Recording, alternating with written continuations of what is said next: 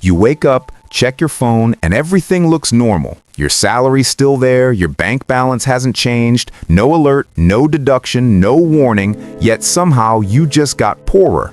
Not because you spent money, but because something quietly took it from you anyway, with no receipt, no notification, just a slow, invisible leak. This is the tax you pay every single day without knowing, and once you see it, you won't be able to unsee it, because this isn't a glitch, it's a system. And right now, it's accelerating. So imagine something simple. You have $1,000 sitting in your bank account. You don't touch it for a year, no spending, no risk, just sitting safely. Now ask yourself honestly, do you still have the same value after 1 year? Most people say yes, because the number didn't change, still 1,000. But that number is lying to you, because money has two faces, the number you see and what it can actually buy. And those two are drifting apart, slowly, quietly, constantly. This drift is called inflation. And while it sounds harmless or technical, like something economists argue about, in reality, it's much simpler. Inflation is not prices going up, it's your money shrinking. Think about it. If last year $1,000 could buy 100 items, and this year it only buys 90, you didn't just lose items, you lost value. 10% of your money gone, with no transaction, no decision, no mistake, just gone. That's the invisible tax. Now here's where it gets more interesting, because unlike normal taxes, no one sends you a bill. No politician announces they're reducing your purchasing power, because that would never work. So instead, the system does something smarter. It prints more money. And at first, that sounds harmless, even helpful. More money means more growth, more jobs, more spending. That's the story we're told. And sometimes it's true, but only in the beginning. Because when more money enters the system, it doesn't magically create more goods overnight. You now have more money chasing the same stuff. And when that happens, prices rise, not because things are more valuable, but because your money is less scarce. And here's the part most people miss. This process doesn't hit everyone equally. It never has, because new money doesn't appear everywhere at once. It enters through very specific doors. Governments, banks, large institutions, they get access first. They spend it first at old prices before the rest of the world catches up.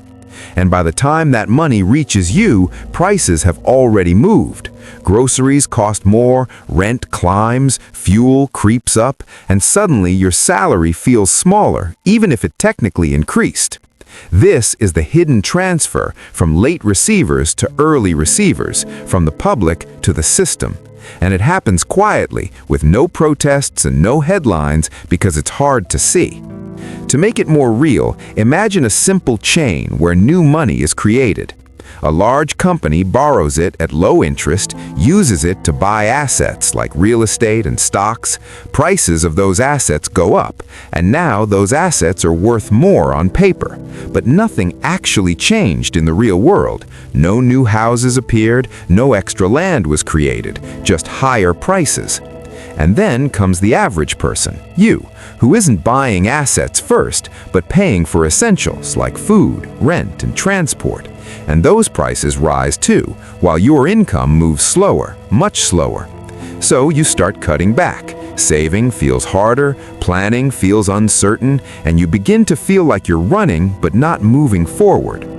This is where the system becomes almost ironic, because you're told to save money, be responsible, build security, but the very act of saving exposes you to this invisible tax, because idle money is the easiest to erode. It just sits there, shrinking quietly. Now zoom out. Why does this system exist at all? Why allow this slow erosion? The answer is uncomfortable, because it solves a bigger problem: debt. Modern economies run on debt.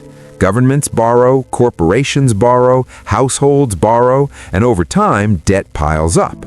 And if money never lost value, repaying that debt would become harder, heavier, almost impossible.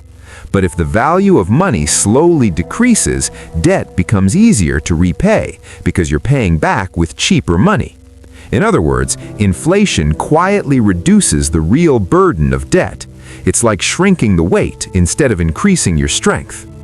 From a system perspective, it works. It keeps things moving, prevents a collapse, avoids sudden shocks. But from your perspective, it's a constant drain. And here's the twist. When inflation is low, it's almost invisible. You barely notice it at 2% or 3%. But when it rises to 5%, 8%, or 10%, it becomes impossible to ignore because the leak turns into a flow. And suddenly, people start asking why everything is getting expensive, why money doesn't stretch anymore, why it feels harder even when they earn more. But by then, the system is already in motion, and slowing it down isn't easy, because raising interest rates slows growth, and reducing money supply risks recession. Every solution has a cost. So we live in this balancing act where too little inflation freezes the system and too much makes people feel robbed. And somewhere in between is this silent zone where value disappears just slowly enough to avoid panic. Now think about your own life. Your savings, your goals, your timeline. If your money loses even 5% value every year, then in 10 years, you haven't just lost 50%, you've lost far more because of compounding.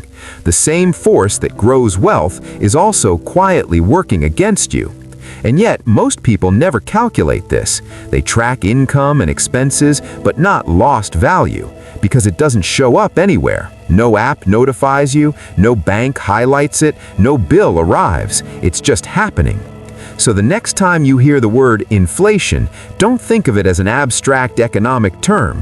Think of it as a daily transaction where a small piece of your purchasing power is being taken, not dramatically, not violently, but consistently. And the most unsettling part is you agreed to it without ever being asked. So the real question is, if this invisible tax is unavoidable, what does it really mean to save money anymore? And more importantly, who is actually winning while everyone else slowly loses?